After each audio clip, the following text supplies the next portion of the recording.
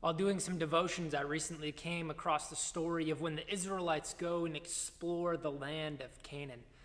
And I just wanted to share a little bit from that story here today. It starts in Numbers chapter 13. It says that the Lord said to Moses, "Send some men to explore the land of Canaan, which I am giving to the Israelites." And so right here at the beginning, God is saying, I'm going to give you this land. Like, it is already decided that I will give this to you. And so he sends some people out to go and explore it. It's from each ancestral tribe, send one of its leaders. So at the Lord's command, Moses sent them out from the desert of Paran. All of them were leaders of the Israelites. And then it goes on to list all of the people that were sent out to go and explore this land. And then we get towards the end of the chapter, the report. When they come back, what they are reporting. It says they came back to Moses and Aaron and the whole Israelite community at Kadesh in the desert of Paran. There they reported to them and to the whole assembly and showed them the fruit of the land. They gave Moses this account. We went into the land to which you send it, and it does flow with milk and honey. Here is its fruit. You see, they come back and they're saying, look, it is an amazing land. It is flowing with milk and honey, just as God said it would be. And so it truly is a beautiful land. But then they continue and says, but the people who live there are powerful, and the cities are fortified and very large. We even saw descendants of Anak there. The Amalekites live in the Negev. The Hittites, Jebusites, and Amorites live in the hill country. And the Canaanites live near the sea and along the Jordan. And so here now they begin to make all of these excuses, saying these are all of the things that stand between us and what God is giving us. Like, there's no way we're going to be able to do this. We cannot enter the land. And then you get this moment, which I think is so powerful, when it says then in verse 30, then Caleb silenced the people before Moses and said, we should go up and take possession of the land, for we certainly can do it.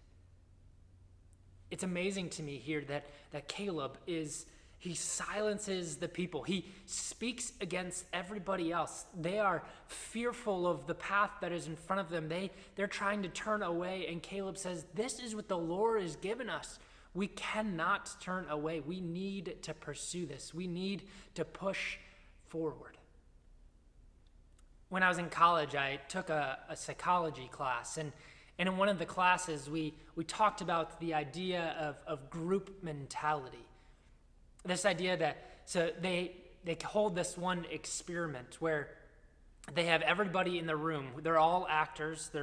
And then they have two lines, one that is maybe 6 inches and one that's maybe 10 inches. It's obviously longer than the other.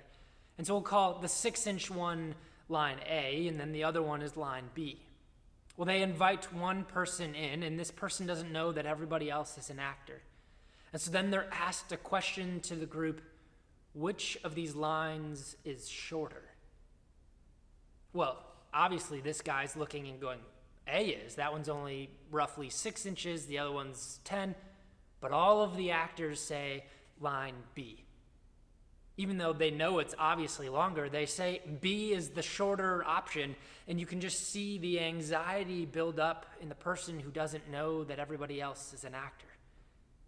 And then it's amazing the number of times that person follows suit. Even though they know line A is the shorter line, they also say B because the group has formed this mentality and they don't want to fight against that group.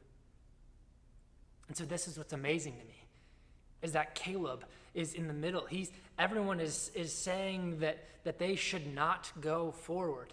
And so the popular thing would be to follow suit, but Caleb isn't looking to fit in. Rather, he's looking to serve God.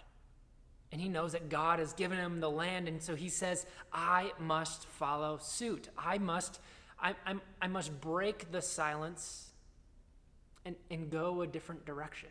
Go the direction that I know is right.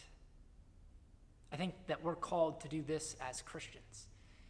We live in a world that is maybe pressuring us to leave our faith, to abandon it, and to go and do what we think is best for us, what is good and pleasurable to us. But God calls us a different direction. God calls us to live differently in this world. And so although it can be difficult, we can't follow the group mentality of our earthly culture. Rather, we need to be like Caleb. We need to turn a different direction and follow the Lord, because this is where the God is calling us to go. And so that's going to take some discernment. It's going to take some time of us wrestling with God, saying, God, what is the direction you're calling me to go in? And then, God, give me the strength to do it. Don't let me fall into the way of group mentality, but let me follow you. Now, this doesn't mean that we have to do it alone, but we can draw people we trust to come alongside us and say, here's what I'm hearing.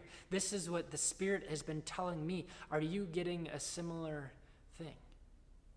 And then we move and we follow the direction that God has laid before us.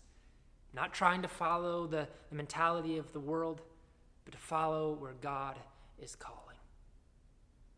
Amen.